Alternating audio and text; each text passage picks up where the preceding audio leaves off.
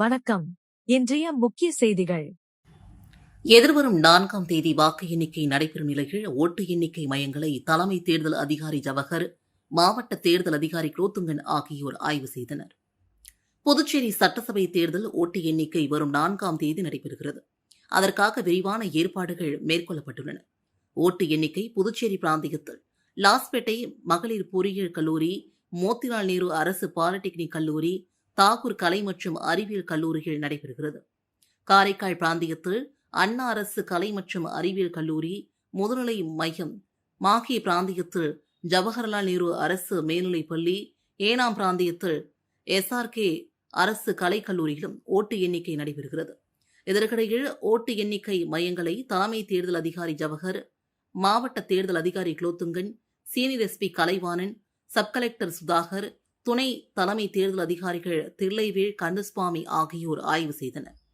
அப்போது ஓட்டு எண்ணிக்கை அரங்குகள், பாதுகாப்பு ஏற்பாடுகள், ஊடக வசதிகள், தகவல் தொடர்பு அமைப்புகள் மற்றும் பிற அடிப்படை ஏற்பாடுகள் ஆய்வு செய்யப்பட்டன. புதுச்சேரி சேதராப்பட்டு பேருந்து நிறுத்தம் அருகில் சாலையில் சிதறி கிடந்த சிமெண்ட் ஜல்லி கலவையை சேதராப்பட்டு போலீசார் அகற்றிய நிகழ்வு பொதுமக்களிடையே வரவேற்பை பெற்றது.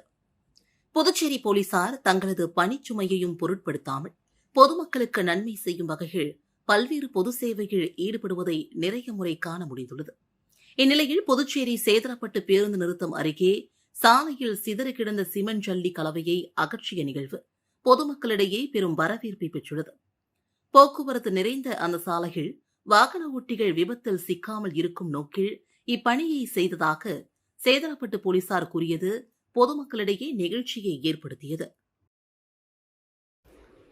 பிரெஞ்சுக்காரர்கள் கொண்டாடிய புதுச்சேரி மண்ணிலேயே பிரெஞ்சு மொழி புறக்கணிக்கப்படுவது வேதனையானது என்று புதுச்சேரி பிரெஞ்சு பேராசிரியர்கள் சங்கம் தெரிவித்துள்ளது. புதுச்சேரியில் பள்ளிகளில் மும்மொழி திட்டத்தால் பிரெஞ்சு மொழி புறக்கணிப்பது குறித்து புதுச்சேரி பிரெஞ்சு பேராசிரியர்கள் சங்கத்தின் ஆலோசனைக் கூட்டம் இன்று நடைபெற்றது. புதுச்சேரி பல்கலைக்கழகத்தின் ஓய்வு பெற்ற பேராசிரியர் முனைவர் பன்னீர்செல்வம் தலைமையில் நடைபெற்ற கூட்டத்தில் சங்கத்தின் தலைவர் ஆரோன் ஆல்பர்ட், இமானுவேல், துறைத் தலைவர் புவனேஸ்வரி, செயலாளர் செல்வ கணபதி, பொருளாளர் விஜயலட்சுமி உட்பட பலரும் கலந்து கொண்டனர். தொடர்ந்து கூட்டத்தில் பேசிய முனைவர் பன்னீர்செல்வம், இந்த முடிவால் இந்தியாவில் உள்ள 5000க்கும் மேற்பட்ட பிரெஞ்சு ஆசிரியர்களும் வெளிநாடுகளில் உள்ள CBSE பள்ளிகளில் பணியாற்றும் 1000க்கும் மேற்பட்ட இந்திய பிரெஞ்சு ஆசிரியர்களும் தங்கள் வாழ்வாதாரத்தை இழக்கும் அபாயம் ஏற்பட்டுள்ளது. பிரெஞ்சுக்காரர்கள் கொண்டாடிய புதுச்சேரி மண்ணிலேயே பிரெஞ்சு மொழி புறக்கணிக்கப்படுவது வேதனையானது என்று தெரிவித்தனர். மேலும் மாணவர்கள் பள்ளி அளவிலேயே ஒரு சர்வதேச மொழியை கற்கும் வாய்ப்பை இழப்பார்கள் என்றும், பிரான்ஸ் நாட்டில் உயர்கல்வி பயிலும் வாய்ப்புகள் மற்றும் சர்வதேச வேலை வாய்ப்புகள் கேள்விக்குறியாகும் என்றும் தெரிவித்த அவர்கள், புதுச்சேரியின் வர்த்தக மற்றும் சுற்றுலாத்துறையின் செயல்திறன் படிப்படியாக குறையும் என்றார். புதுச்சேரி தனது கிழக்கின் பிரெஞ்சு ரிவாரியா என்ற புகழை இழந்துவிடக்கூடாது. உலகிற்கே முன்மாதிரியாக திகழும் நமது கலாச்சார உறவை தக்க வைக்க பள்ளி பாடத்திட்டத்தில் பிரெஞ்சு மொழியை தொடர்ந்து நீடிக்க செய்ய வேண்டும் என்றும் சங்க நிர்வாகிகள் வலியுறுத்தியுள்ளனர். காரைக்காலில் மே தினத்தையொட்டி பாஜக வேட்பாளர் சார்பில் துப்புரவு பணியாளர்கள் மற்றும் ஆட்டோ ஓட்டுநர்களுக்கு ரூபாய் 5 லட்சம் மதிப்பில் விபத்து காப்பீடு செய்யப்பட்டது. தொழிலாளர் தினத்தை முன்னிட்டு காரைக்கால் மாவட்ட பாஜக கட்சியின் திருப்பட்டினம் தொகுதி வேட்பாளர் மீனாட்சி சுந்தரம் ஏற்பாட்டில் காரைக்கால் மாவட்டம் நிரவி திருப்பட்டினம் தொகுதிக்குட்பட்ட சுமார் 150க்கும் மேற்பட்ட துப்புரவு பணியாளர்கள் மற்றும் ஆட்டோ ஓட்டுநர்களுக்கு ரூபாய் 5 லட்சம் மதிப்பிலான விபத்து காப்பீடு செய்யப்பட்டது. இந்த காப்பீடு மூலமாக விபத்தில் உயிரிழந்தாலோ, கை, கால், கண் உள்ளிட்ட ஊனம் ஏற்பட்டாலோ ரூபாய் 5 லட்சம் காப்பீடாக வழங்கப்படும். 2வது ஆண்டாக துப்புரவு தொழிலாளர்களுக்கும் ஆட்டோ ஓட்டுநர்களுக்கும் இந்த காப்பீடு வழங்கப்படுவது குறிப்பிடத்தக்கது. இந்த நிகழ்ச்சியில் திரளான பாஜக நிர்வாகிகள் மற்றும் தொண்டர்கள் கலந்து கொண்டனர்.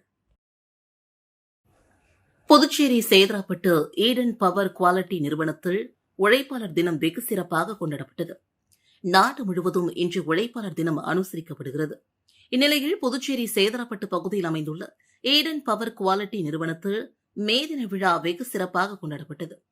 INTUC தொழிற்சங்க மாநில தலைவர் திரு பாலாஜி தலைமையில் நடைபெற்ற இந்த விழாவில் மே தின சிறப்பு அழைப்பாளர்களாக INTUC தொழிற்சங்க மாநில துணைத் தலைவர் திரு சொக்கலிங்கம், மாநில பொதுச் செயலாளர் திரு ஞானசேகரன், திரு முத்துராமன், திரு பன்னீர், திரு தமிழ்ச்செல்வன், செயலாளர் திரு ஜான்சன் மற்றும் கூப்பர் பஸ்மேன் தொழிலாளர்கள் சங்கம், ஈடன் INTUC தொழிற்சங்க தலைவர் உத்தரகமூர்த்தி, செயலாளர் ரமேஷ், துணைத் தலைவர் கீதா, துணை செயலாளர் மணிகண்டன், இணை செயலாளர் ரிஷிகுமார், பொருளாளர் தக்ஷணாமூர்த்தி, துணை பொருளாளர் நாராயணசுவாமி மற்றும் சங்க உறுப்பினர்கள் திரளாக கலந்து கொண்டு விழாவினில் சிறப்பித்தனர். நிகழ்ச்சியின் முடிவில் ஈடன் INTUC தலைவர் உத்தரகரமூர்த்தி அனைவருக்கும் நன்றி உரையாற்றினார்.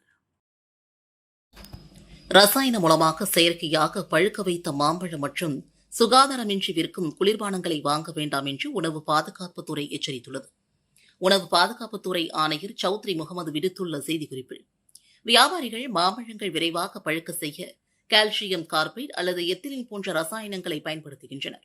செயற்கை முறைகள் பழுக்க வைத்த பழங்களை சாப்பிடுவதால் வயிற்று எரிச்சல், வயிற்றுப்போக்கு, மயக்கம், தலைவலி போன்ற பிரச்சனைகள் ஏற்படும்.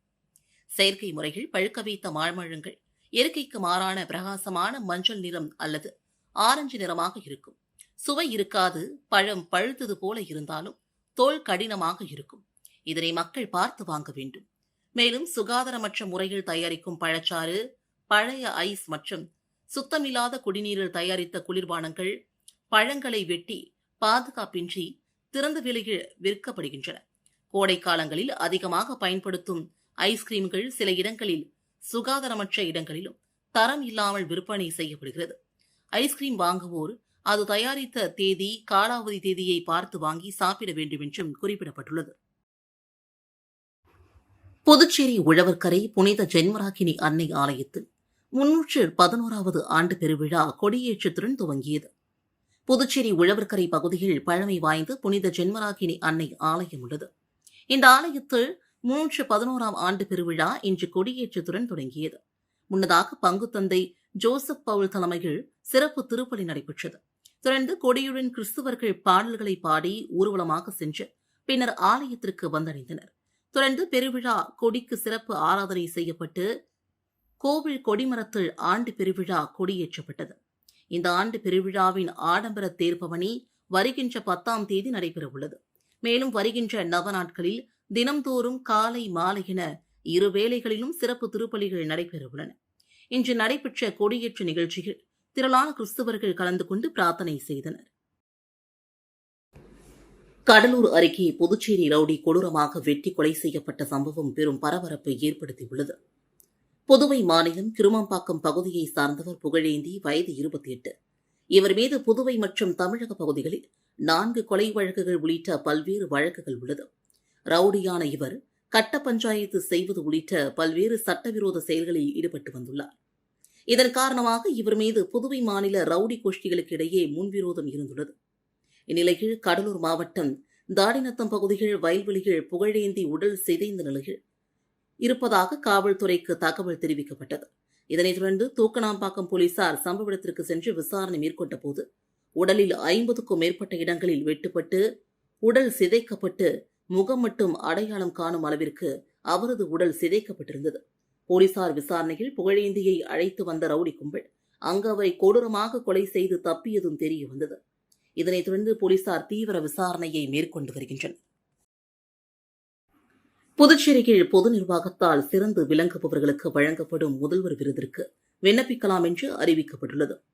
நிர்வாக சீர்திருத்த பிரிவு சார்பு செயலர் அழகேசன் செய்திக்குறிப்பில், புதுச்சேரியில் பொது நிர்வாகத்தில் சிறந்து விளங்குபவர்களுக்கு முதல்வர் விருது வழங்கப்பட்டு வருகிறது. புதுச்சேரி அரசின் பல்வேறு துறைகள், நிறுவனங்களில் மேற்கொள்ளப்பட்ட புதுமையான பணிகளை அங்கீகரித்து பாராட்டி வெகுமதி அளிக்கப்பட உள்ளது.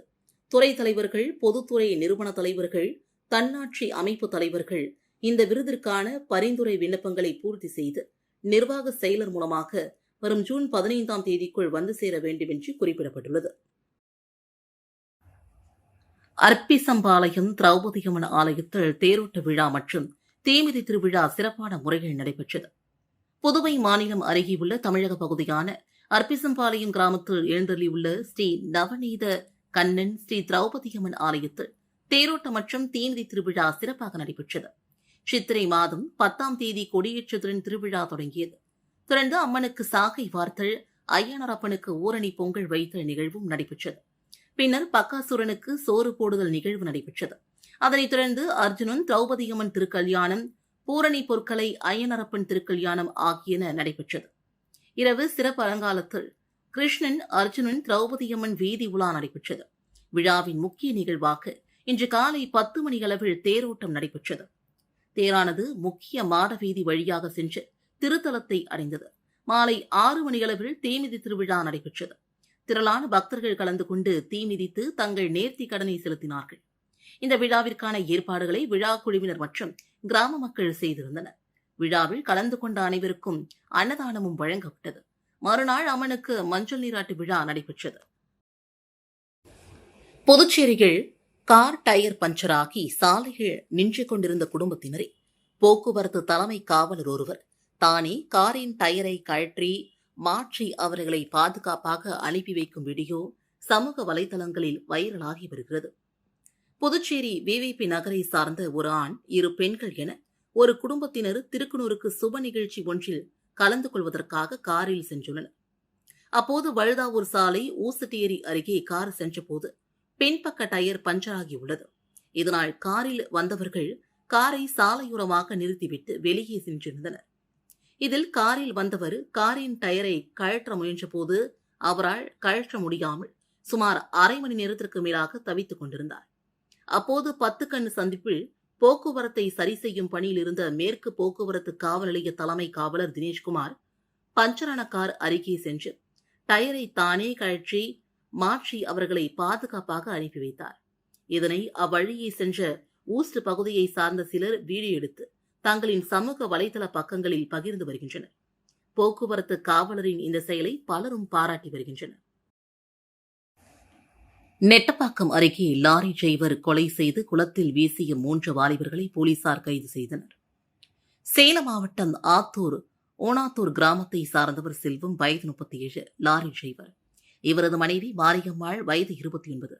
இவர்களுக்கு வைஷ்ணவி, வயது 4, ரோஹித், வயது 2 என ஒரு மகள், ஒரு மகன் உள்ளனர். செல்வம் கடந்த 28ஆம் தேதி புதுச்சேரி மாநிலம் பண்டசநல்லூர் பகுதியில் இயங்கி வரும் தனியார் பெயிண்ட் கம்பெனிக்கு லாரியில் மூலப்பொருட்கள் ஏற்றி வந்தார். இந்நிலையில் நேற்று முன்தினம் காலை கம்பெனி எதிரில் உள்ள குளத்தில் செல்வம் இரத்த காயங்களுடன் இறந்து கிடந்தார். இந்த சம்பவம் குறித்து நெட்டப்பாக்கம் போலீசார் வழக்கு பதிந்து விசாரணை மேற்கொண்டு வருகின்றனர். இதனையடுத்து போலீசார் கம்பெனியில் இருந்த சிசிடிவி கேமராவை ஆய்வு செய்தனர். அதில் டிரைவர் செல்வத்தை 3 வாலிபர்கள் தாக்கியது பதிவாகியிருந்தது. இதனையடுத்து அந்த வாலிபர்களை போலீசார் பிடித்து விசாரணை மேற்கொண்டனர். அந்த வாலிபர்கள் பண்டசநல்லூர் சூரியன்பேட்டையை சார்ந்த ஆதித்யன், வயது 24, பண்டசநல்லூர் சப்தகிரி நகரை சார்ந்த ஹரீஷ், வயது 19, கல்மண்டபம் பகுதியை சார்ந்த சூர்யா, வயது 24 ஆகியோர் என்பதும் தெரியவந்தது. இவர்கள் 3 பேரும் குளத்தில் மேட்டு பகுதியில் மது குடித்துக் கொண்டிருந்த போது அங்கு சென்ற டிரைவர் செல்வத்திடம் தகராறில் ஈடுபட்டனர். ஆத்திரமடைந்த மூவரும் செல்வத்தை தாக்கியுள்ளனர். இதில் செல்வம் இறந்ததால் அவரை மூவரும் சேர்ந்து குளத்தில் வீசிவிட்டு சென்றுள்ளனர். இதுகுறித்து போலீசார் வழக்கு பதிந்து மூவரையும் கைது செய்தனர். பெண்களுக்கு 50% பிரதிநிதித்துவம் வழங்கும் வகையில் உள்ளாட்சி தேர்தலை புதுச்சேரியில் நடத்த வேண்டும் என்று அனைத்திந்திய ஜனநாயக மாதர் சங்கம் உள்ளிட்ட பெண்கள் கூட்டமைப்பினர் தெரிவித்தனர். அனைத்திந்திய ஜனநாயக மாதர் சங்கம் மற்றும் அனைத்து மகளிர் கூட்டமைப்பு நிர்வாகிகள் முனியம்மாள், இளவரசி, சத்யா உள்ளிட்டோர் கூட்டாக செய்தியாளர்களிடம் பேசுகையில், மக்களவை மற்றும் மாநில சட்டப்பேரவைகளில் பெண்களுக்கு 33% இடஒதுக்கீடு இன்னும் மறுக்கப்பட்டு வருகிறது என்பதே உண்மை. மக்கள் தொகை கணக்கெடுப்பு மற்றும் தொகுதி மறுவரையுடன் பெண்களுக்கான இடஒதுக்கீடு அமலாக்கத்தை இணைக்கும் நிபந்தனைகளை உடனடியாக மத்திய அரசு கைவிட வேண்டும். புதுச்சேரியில் பெண்களுக்கு 50% அதிகாரம் வழங்கும் உள்ளாட்சி தேர்தலை உடனடியாக நடத்த வேண்டும். பெண்களுக்கான இடஒதுக்கீட்டை உடனடியாக அமல்படுத்துவதற்காக அனைத்து ஜனநாயக சக்திகளும் நாடு தழுவிய போராட்டத்தை தீவிரப்படுத்தப்படும் வகையில் மே 7ஆம் தேதி புதுச்சேரியில் சிறப்பு கருத்தரங்கம் நடத்தி தீர்மானங்கள் நிறைவேற்றுவது என்று முடிவு செய்யப்பட்டுள்ளது என்றார். புதுச்சேரியில் மும்மொழிக் கொள்கை இந்தி திணிப்பை கண்டித்து கல்வித்துறை எதிரே வருகின்ற 6ஆம் தேதி விசிக கட்சி சார்பில் போராட்டம் நடத்த உள்ளதாக முடிவு செய்துள்ளனர். மேலும் இந்த போராட்டத்திற்கு அக்கட்சியின் தலைவர் திருமாவளவனை அழைக்க உள்ளதாக தெரிவித்தனர். புதுச்சேரி அரசு பள்ளிகளில் மத்திய அரசின் புதிய கல்விக் கொள்கை திட்டத்தின் கீழ் சிபிஎஸ்இ பாடத்திட்டம் பின்பற்றப்படுகிறது. அதன்படி மத்திய இடைநிலை கல்வி வாரியம் 2026-27ஆம் கல்வியாண்டு முதல் 3 மொழிமுறை அமல்படுத்த திட்டமிட்டுள்ளது. இந்த மாற்றம் தேசிய கல்விக் கொள்கை 2020 மற்றும் புதிய பாடத்திட்ட வடிவமைப்பு அடிப்படையில் கொண்டு வரப்படுகிறது. புதிய விதிப்படி 6ஆம் வகுப்பு முதல் மாணவர்கள் 3 மொழிகள் படிக்க வேண்டும். இதில் குறைந்தது 2 இந்திய மொழிகள் கட்டாயம். ஆங்கிலம் ஒரு வெளிநாட்டு மொழியாக கருதப்படும் என்பதும் குறிப்பிடப்பட்டுள்ளது. இதற்கு பல்வேறு கட்சிகள், அமைப்புகள் எதிர்ப்பு தெரிவித்து வருகின்றன. இந்நிலையில் புதுச்சேரியில் மத்திய அரசின் மும்மொழி கொள்கை மற்றும் இந்தி திணிப்புக்கு எதிர்ப்பு தெரிவித்து பெரியார் நகரில் உள்ள விசிக தலைமை அலுவலகத்தில் ஆலோசனைக் கூட்டம் நடைபெற்றது. கூட்டத்திற்கு மாநில முதன்மை செயலாளர் அரிமா தமிழன் தலைமை தாங்கினார். நிர்வாகிகள் பலரும் கலந்து கொண்டனர். கூட்டத்தில் புதுச்சேரி இந்தி திணிப்பை கண்டித்து வருகின்ற 6ஆம் தேதி கல்வித்துறை எதிரே போராட்டம் நடத்துவதாக முடிவு செய்யப்பட்டுள்ளது. மேலும் இந்த போராட்டத்திற்கு கட்சியின் தலைவர் திருமாவளவனை அழைக்க உள்ளதாக அரிமா தமிழன் தகவல் தெரிவித்துள்ளார். புதுச்சேரியில் பரிசு பார்சல் வந்துள்ளதாக கூறி புதுச்சேரி நபரிடம் மோசடி கும்பல் ரூபாய் 25,000 ஏமாற்றியுள்ளது. புதுச்சேரியை சார்ந்தவர் ஃபேஸ்புக் மூலமாக அடையாளம் தெரியாத நபருடன் நட்பாக பழகி வந்தார். இதனையடுத்து அந்த மர்ம நபர் அவருக்கு பரிசு பொருட்கள் அடங்கிய பார்சல் அனுப்புவதாக தெரிவித்தார். அதன்பின் அவரை தொடர்பு கொண்ட மற்றொரு மர்ம நபர் தங்களுடைய பேரில் பரிசு பார்சல் ஒன்று வந்துள்ளது, அந்த பார்சலை பெறுவதற்கு டெலிவரி கட்டணம் செலுத்த வேண்டும் என்று கூறியுள்ளார். இதை நம்பியவர் மர்ம நபருக்கு ரூபாய் 25,000 அனுப்பி ஏமாந்துள்ளார். அதேபோல ரெட்டியார்பாளையத்தை சார்ந்தவர் தனியார் வங்கியில் கிரெடிட் கார்டு பயன்படுத்தி வந்தார். இந்நிலையில் அவரது கார்டு கணக்கிலிருந்து மர்ம நபர்கள் ரூபாய் 13,900 எடுத்து ஏமாற்றியுள்ளனர். இதுகுறித்த புகார்களின் அடிப்படையில் சைபர் கிரைம் போலீசார் வழக்கு பதிந்து விசாரித்து வருகின்றனர். இத்துடன் செய்திகள் நிறைவடைந்தன. வணக்கம்.